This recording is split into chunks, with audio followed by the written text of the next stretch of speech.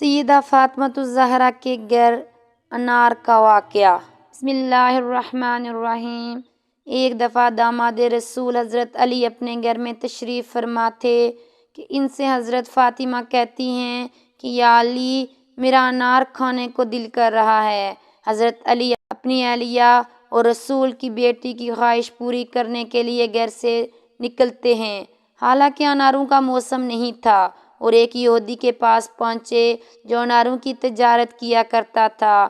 آپ کے دروازے پر دستک دیتے ہیں۔ جیسے ہی وہ باہر آیا تو اس نے جناب کو دیکھتے ہی آنے کی وجہ پوچھی۔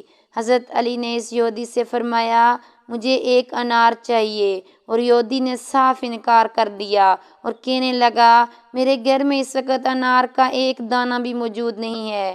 حضرت علی نے فرمایا، انار تو تمہارے گھر میں موجود ہے۔ اس نے کہا، میں موسیٰ علیہ السلام کا امتی ہو کر کہتا ہوں کہ میرے گھر میں انار نہیں ہے۔ آپ مسکرائے اور فرمایا، میں محمد مصطفیٰ صلی اللہ علیہ وسلم کا داماد ہونے کی حیثیت سے فرماتا ہوں کہ انار تمہارے گھر میں موجود ہے۔ یہودی اپنی ضد پر اڑا ہوا تھا، آپ سے تکرار کر رہا تھا کہ اس یہودی کی بیوی جو گھر میں پردے کے پیچھے کھڑی ہو کر سب سن رہی تھی، اس نے اپنے شوہر سے کہا، میں کلمہ پڑھ چکی ہوں، تم بھی کلمہ پڑھ لو، کیونکہ گھر میں انار موجود ہے۔ یہودی یہ دیکھ کر حیران ہوا کہ گھر میرا ہے اور علم حضرت علی کو ہے۔ اس نے کلمہ پڑھتے ہوئے انار حضرت علی کے سپرد کیا۔ آپ انار لے کر گھر کی طرف چلے۔ راستے میں آپ کو ایک فقیر نظر آیا جو صدا لگا رہا تھا، کوئی اللہ کا نیک بندہ جو مجھے اللہ کی محبت میں انار کھلائے۔ حضرت علی نے صدا لگاتے ہی وہ انار اس فقیر کے حوالے کر دیا اور خود گھر آ گئے۔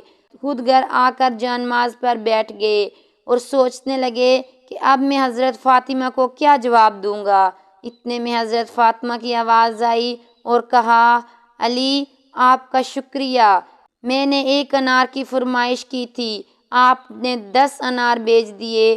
حضرت علی بڑے حیران ہوئے اور آپ صلی اللہ علیہ وسلم کو یہ واقعہ سنایا۔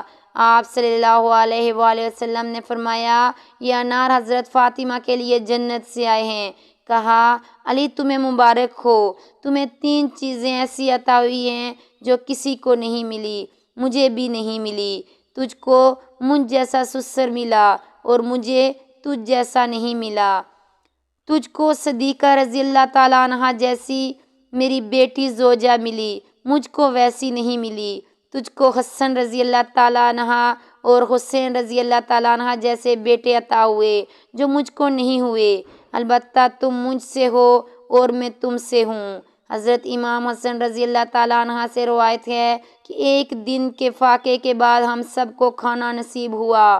والد ماجد حضرت علی رضی اللہ تعالیٰ عنہ اور حضرت امام حسین رضی اللہ تعالیٰ عنہ اور میں کھانا کھا چکے تھے، لیکن والدہ محترمہ سیدہ فاطمۃ الزہرا نے ابھی کھانا نہیں کھایا تھا۔ انہوں نے ابھی روٹی کی جانب ہاتھ بڑھایا کہ دروازے پر ایک سائل نے آواز دی، ہے اللہ کے رسول کی بیٹی، 2 وقت سے بھوکا ہوں، میرا پیٹ بھر دو۔ فاطمہ ماجدہ نے فوراً کھانے سے ہاتھ اٹھا لیا اور مجھ سے فرمایا، جاؤ یہ کھانا سائل کی نظر کر دو، مجھے تو 1 وقت کا فاقہ ہے اور وہ 2 دن سے بھوکا ہے۔ 1 وقت کا فاقہ ہے اور 2 وقت اس نے کھانا نہیں کھایا۔ اللہ اکبر۔ آپ رضی اللہ تعالیٰ عنہ کو امت مسلمہ کا بے حد در تھا اور رسول اکرم صلی اللہ علیہ وسلم کی پیاری امت کے لیے بعض اوقات ساری رات دعائیں مانگتی رہتی، اپنی سہولت و آسائش کے لیے رب کائنات کی بارگاہ میں کبھی التجا نہ کرتی، بلکہ آپ سارا دن کام کاج کرتی، جب رات آتی تو عبادت الہی کے لیے کھڑی ہو جاتی۔